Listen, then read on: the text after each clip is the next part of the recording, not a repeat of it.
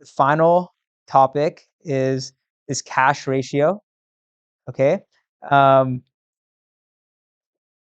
within current assets, because again, we have this idea that we want to see how well the current liabilities are covered by current assets. Because if you can't pay off your current liabilities, your business is going to run into problems, right? So we had the current ratio, right? Does everyone remember that? I think that was a couple of chapters ago.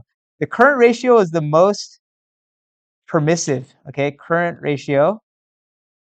You took all your current assets divided by your current liabilities, okay? So this is going to give you a ratio, and it's like useful because your current assets are theoretically going to be liquidated into cash. They're either cash already or they're going to become cash quickly, right? It's going to include inventory, accounts receivable, investment, the short-term investments. It's all your current assets. But as we saw with like Restoration Hardware, right? Their inventory is not as liquid as you would maybe want it to be, right? It might take 6 months for that inventory to turn into cash, right? So we're going to take this and make it a little, actually the cash ratio is the most stringent, okay? Of the current assets, which we said includes cash, AR, inventory, prepaid insurance, right? Prepaid assets. It's going to include all this stuff.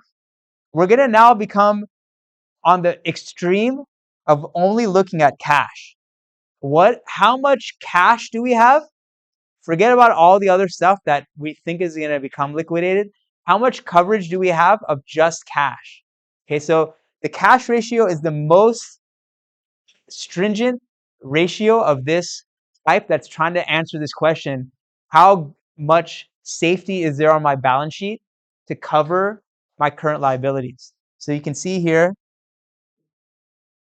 that the ratio is just your cash plus your cash equivalents divided by your total current assets. Okay, so it's the most stringent. We're going to see one that's in between. So the current ratio is the most lax because it's all current assets. The cash ratio is the most stringent because it's only looking at cash. Okay, and then there's a future chapter where we're going to learn one that's like kind of in between. Okay, that's the acid test, the quick ratio as it's called.